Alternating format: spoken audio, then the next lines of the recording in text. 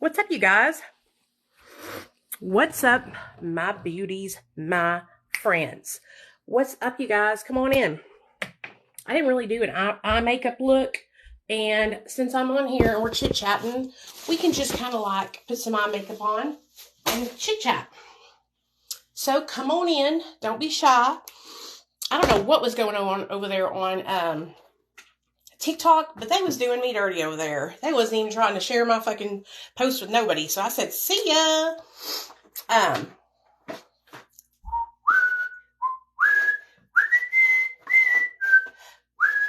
Okay, let's get this thing out. Hey, Jillian, what's up, girl? We're going to use the Metropolis palette by Natasha Denona. Okay, yeah, my skin's looking a little oily, so let's get some Pow Pow out. Some Pow Pow. Hey, Alex, what's up, baby girl? How's everybody doing today? Let's do a recovery check-in. Everybody let me know how you're doing and how you're feeling today, okay? Put it in the comment section how you're doing and how you're feeling. If you're struggling with anything, if you're celebrating a birthday, put it all in the comment section so I can see it. Okay? Okay. My name's Nicole, and I'm a person in long-term recovery. My sobriety date is July 13th of 2015, and I got sober after my son got taken away from me by Child Protective Services. That was the worst experience of my whole entire life, if you want me to be honest with you guys, and I don't ever want to have to experience that again. And I share my story so that way other men and women don't have to go through the same thing that I went through. So I share a lot about my addiction and recovery. I share a lot about my experience using drugs while pregnant. And that gets me a lot of hate. That gets me a lot of hate, talking about my pregnancy and addiction. But, I know a lot of people, when things are uncomfortable or things make them feel uncomfortable, they would rather just act like it's not happening. But the fact of the matter is that women are using drugs while they're pregnant, and women are struggling with addiction while pregnant. So I don't share my story because I'm proud of it. I share my story in hopes that other women who see my story, that maybe they're struggling with addiction while pregnant, will see my story and say, well, if Nicole can get her life back together, maybe I can get my life back together. And that's all the whole reason why I share my story. I've been doing a deep dive on addiction and pregnancy this week. This weekend, I really started it yesterday. And so you're going to see a lot of videos of me talking about using drugs while pregnant. And please understand something, that I do not enjoy talking about it, but it's something that needs to be talked about, and it's part of my story, so I'm sharing it with all of you guys, okay? I'm not proud of it by any means, and I wish I could take it back every single day of my life, but I can't. That's impossible. So what I do is I share what happened and my experiences to maybe change somebody else's life. So if you see a video of mine floating around on Reels and it's about pregnancy and addiction, please share it. Please share it so it can get out there to people who needs to see it. All right, here we go. I got the Natasha Denona Gold palette, which honestly, I don't even know why I got that palette. What a waste. It doesn't really have any good matte colors in it. And then I got this palette. Now, these palettes I think are discontinued, but I really like them because I like her formula for her eyeshadows. So we're going to start out strong right here in this creamy color and just go to town. So, a lot of people always say, you should have known better. You should have known not to use drugs while you were pregnant. And to that I say, of course I knew I wasn't supposed to use drugs while I was pregnant. In fact, let me take you back to before I ever got pregnant and before I ever met my husband.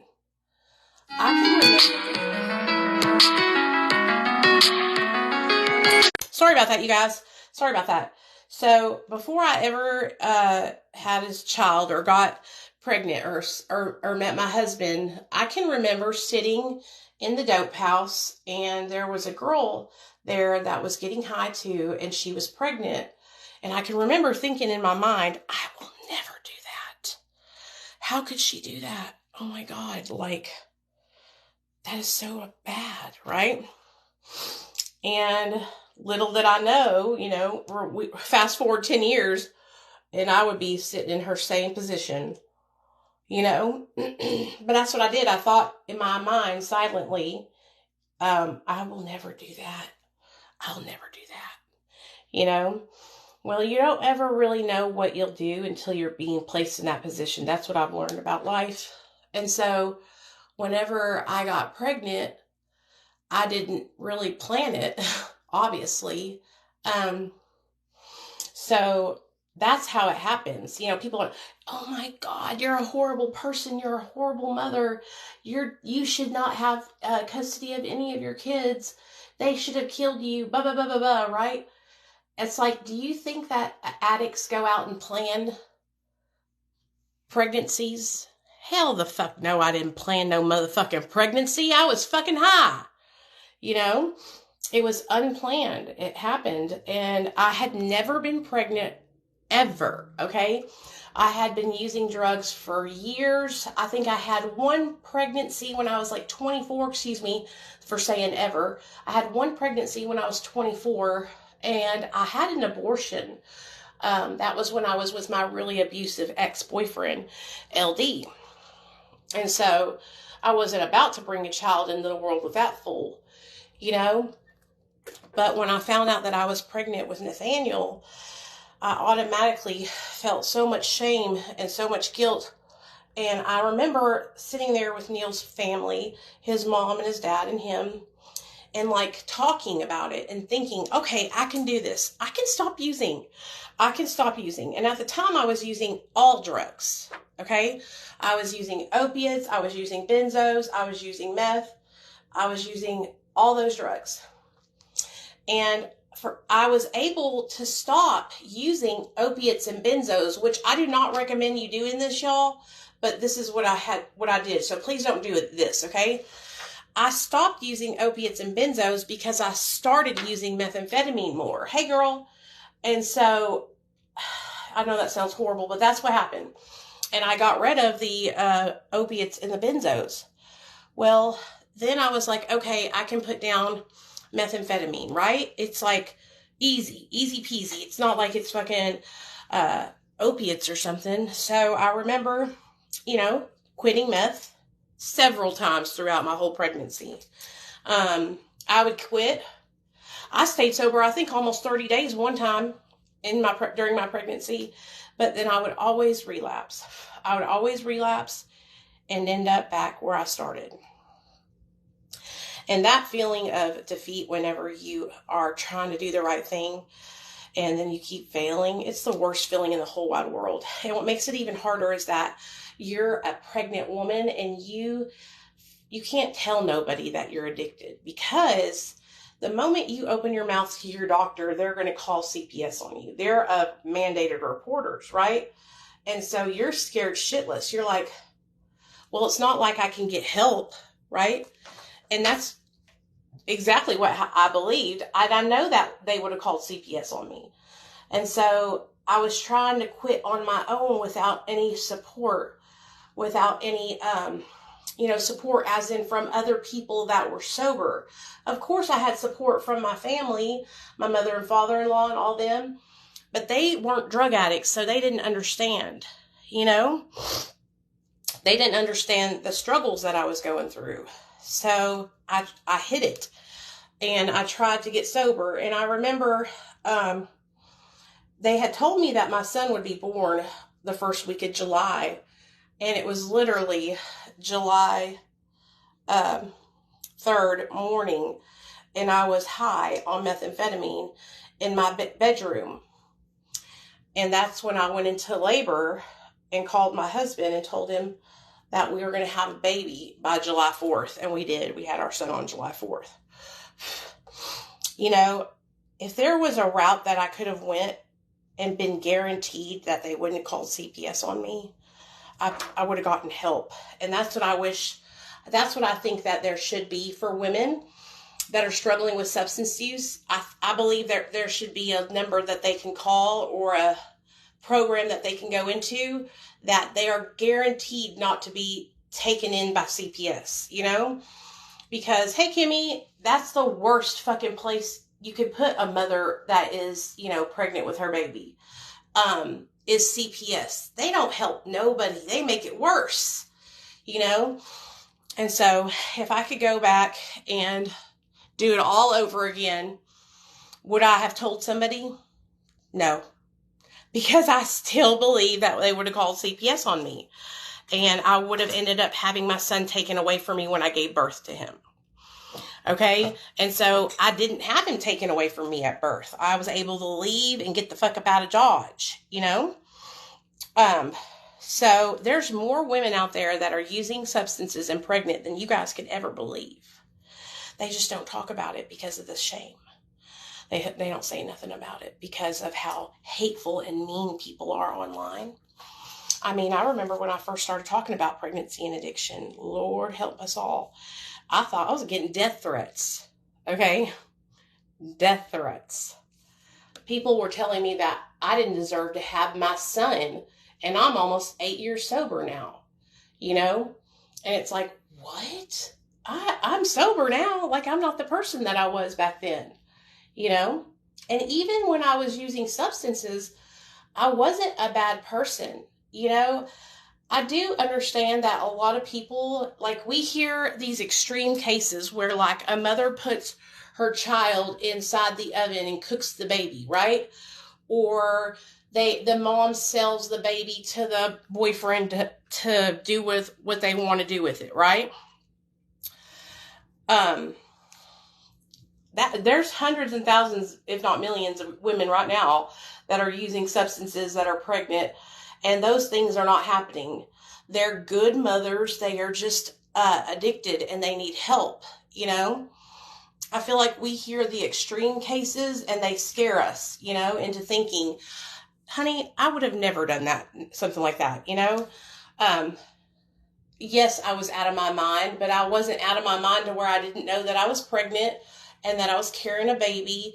And, and when my son was born and I relapsed, I took good care of my baby. I had made sure I left him with my mother-in-law. If I couldn't take care of myself, my son went with my mother-in-law, So I feel like we hear these like scary cases, and it makes people think that all women, I think a lot that has to do with those women is they're in a situation where a lot of them are in poverty. They have been addicted to drugs for a very long time and haven't had help for a very, very, very long time, and I feel like the system almost pushes them into that situation because of them not having money and them, being in the system over and over and over again. It's just a bad situation altogether. Hey, Amy, what's up, girl? The last thing we should do is judge a woman who is pregnant and addicted. We should be offering that person help and support them and let them know that they're not alone and that we love them and that it's okay. We're not judging them because they're already judging themselves a lot.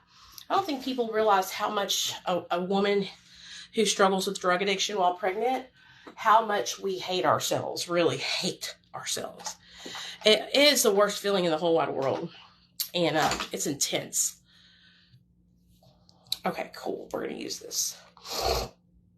This is called Nebula, and it is a cream eyeshadow. Oh, hell. By Danessa Myricks, and it's gold, and it's beautiful. And it's creamy. Women reach out to me all the time that are pregnant and addicted. And they ask me how long will it take for certain drugs to get out of their system? What will they do when they have their baby? Do they test this? Do they test that? Oh, the questions I get. I know that nowadays they test back, a couple of like weeks or something like that. They test your baby's meconium, and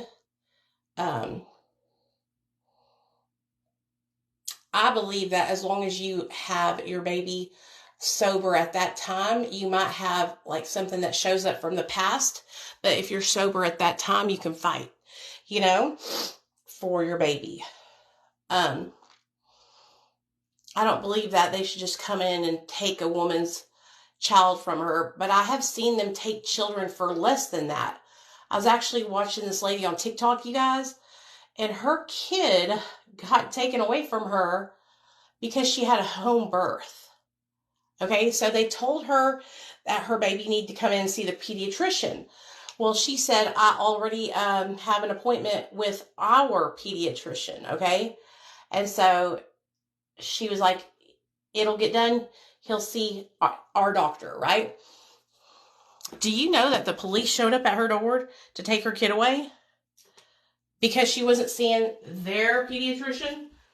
Like, what the fuck is that all about? Like, people are allowed to have their children at home if they want to. Like, that's your decision as a mom, to make that choice. Hey, Michelle. I don't understand why the government or the police or whatever are getting involved in somebody, whether they're having their baby at home or at the hospital.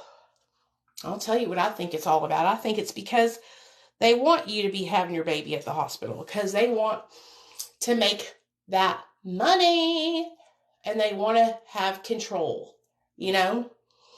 Fucking pieces of shit. But that's why moms are having their babies at home because of going into the hospital and having your kid taken away. Can you imagine, like, just being there to have your baby and then them taking your baby? Scary. It's scary. I remember when Nathaniel was born, I prayed the whole time I was in labor that God would allow me to go home with my son. I said, please, God, if you'll just let me go home with my son. And I prayed the whole damn time. The whole time. Oh, it was so scary. It was so scary because my son is the most amazing little boy in the whole wide world. He wouldn't have been okay if he had gotten taken away from me, you guys, that day when I had him. We wouldn't have been able to bond, and I would have probably never saw my son again because I probably wouldn't have gotten sober, And so I thank God every day that I was able to leave that hospital with my son, even though I relapsed 90 days later. I'm so glad. Hey, Deanna, what's up, girl? Yep, it's all a business. It's crazy to me how I feel like it didn't. Maybe it was because a lot of us were. I feel like back in the day, people used to comply a lot easier. And so now people are actually kind of kicking back and saying, no, I'm not going to do that. No, I'm not going to do this. And so I feel like that's why we see a lot more stuff happening on the internet where people's kids are getting taken and stuff like that because we're not fucking doing what they tell us to do. You know what I mean? We're fighting back.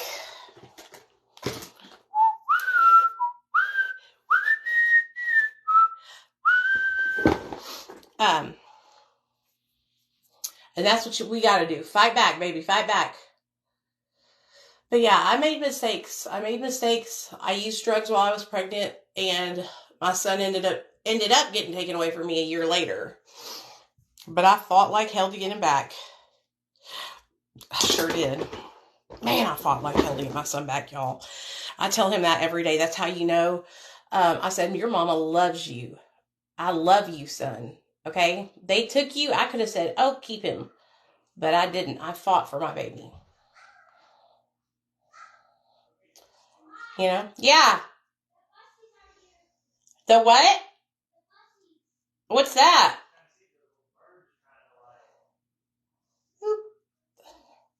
What's a bussy?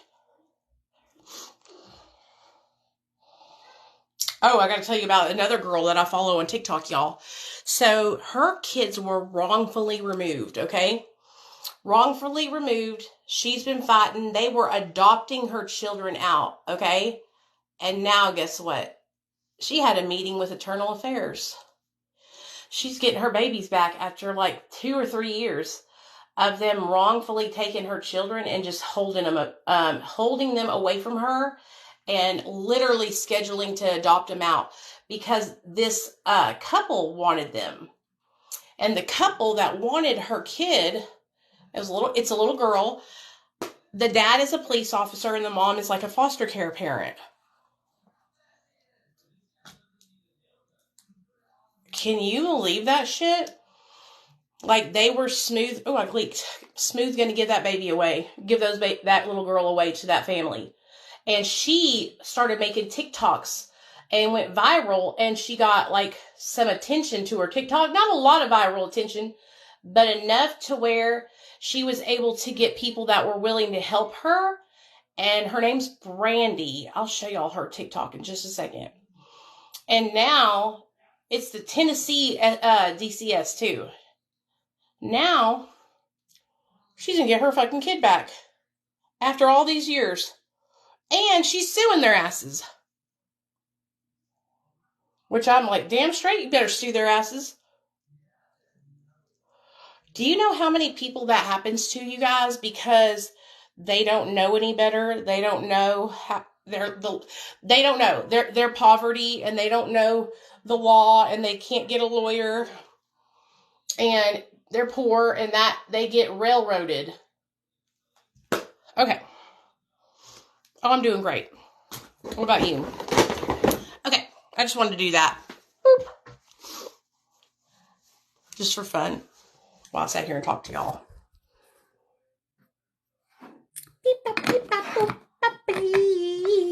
I gotta show y'all.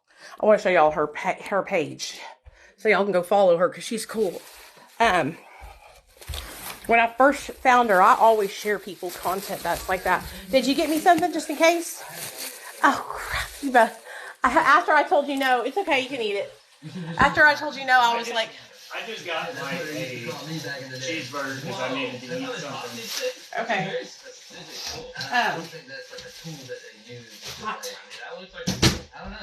Let me show y'all her page. Because it's pretty fucking alarming that they can just fucking take your kid like that. It's scary as hell, dude. Okay. Let me show y'all.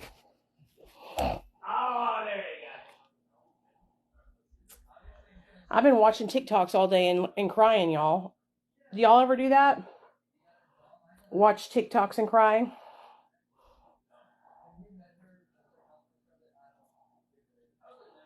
Okay. Why is he dressed like this now? I mean, did he really go like... Here she is. Brand 17. Okay. I'm going to show y'all her videos. Update.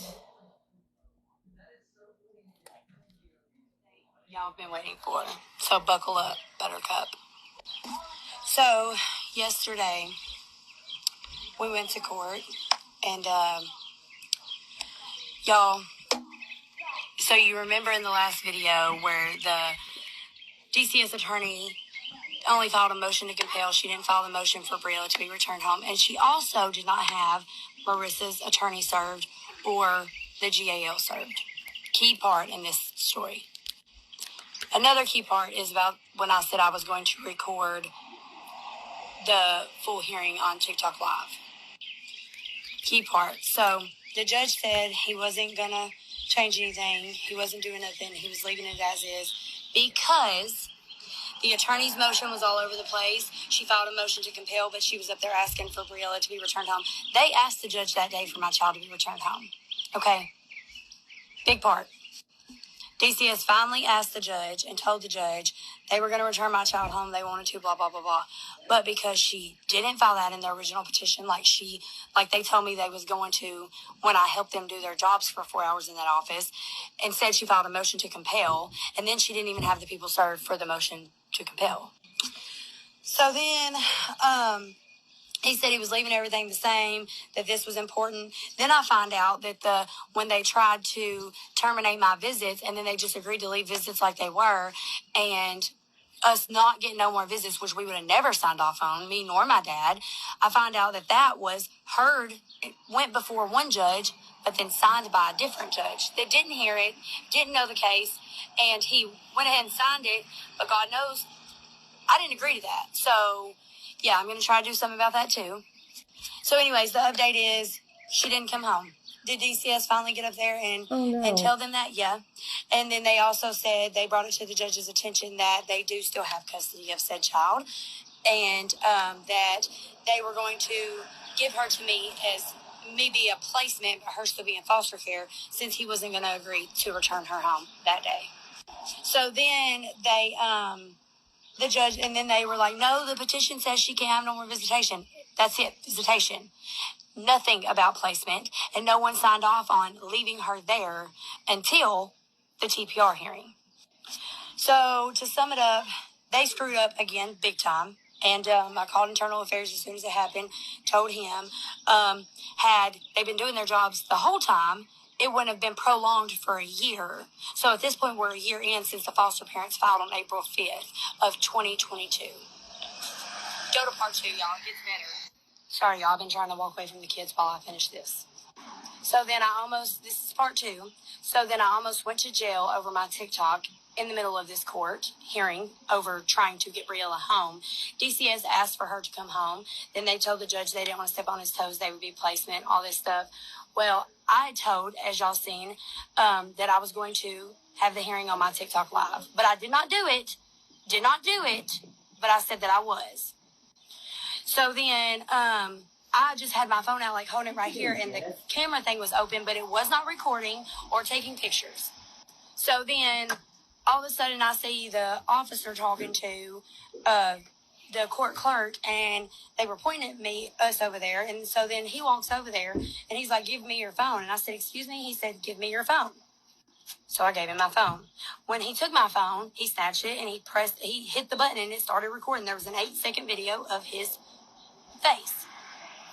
So then he turned around, told the judge, she is recording, blah, blah, blah, blah, which I was not. He's seen on my gallery afterwards. But so the judge is like, getting on to me and all this stuff. And I was trying to explain to him, like, it was not actually recording, but I knew DCS was behind me. So I shouldn't have to feel like I should have to record everywhere I go over my child, because it should be done right all the time, but it's not. So then he's like, no, you're going to delete them. And the officer had my phone. And so he takes me outside the courtroom, and I show him my phone. And the only one I had to delete was the one of his face and head where he took it and started recording. And so then, but there was pictures of like the bottom of my feet and like outside the courtroom walking in, like I was documenting it, to put together a thing of her coming home, but it didn't happen. But that's all that was on there. It was not recordings of the courtroom. So anyways, then he's like, if I see this on your TikTok, I know your name, and I'm going to put out a warrant for your arrest. Again, I told him I did not have them. So then we go back in, and then the judge is still continuing through all that while I'm out there with the cop that he said they could take my phone and all this stuff. So that tells me that they went to the judge and went to everybody, because the judge told me that he had already heard I was going to be recording and TikToking in his courtroom, and that was not allowed or illegal. So then, let me post this, y'all, because I found this. Watch. You can pause to read this, but it does say that the law permits the use of all of it in any trial, hearing, on appeal, or other matter held in open court trial, or that the public is entitled to attend. Y'all go to part 3, because I'm not going to have time to... Okay, so I need you to... Damn it, part 3's not up yet. They call the po-po. Why? I don't know. Something. So anyway, poor girl. She's been fighting for her kids since 20.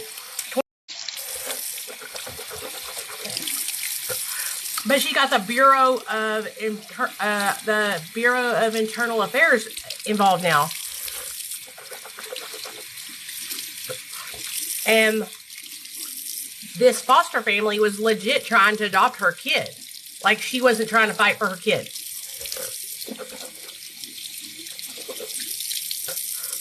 Can you imagine that? So she's like trying to fight for her daughter, you know, doing visits and all this stuff. And the foster family's like, oh, we want to adopt your kid. Sorry, you can't have her back. There's a lot more to it than that. You have to go follow her account. But it's enough to tell you that it ain't right. Her name's Brand17 on TikTok. But anyways, I love you guys. I'm going to get off here and hang out with Neil and watch a movie. I look kind of cute without my teeth, don't I? But see how pretty that gold looks from that cream eyeshadow? It's popping, huh? I just want to come on and check in with you guys today and let y'all know I'm doing okay. I'm going to go back to watching TikToks and crying. And I will see y'all tomorrow for Sunday. Tomorrow my husband's off. So maybe we'll go hiking or something and take y'all with us on like a little vlog adventure, okay? All right. Love you guys.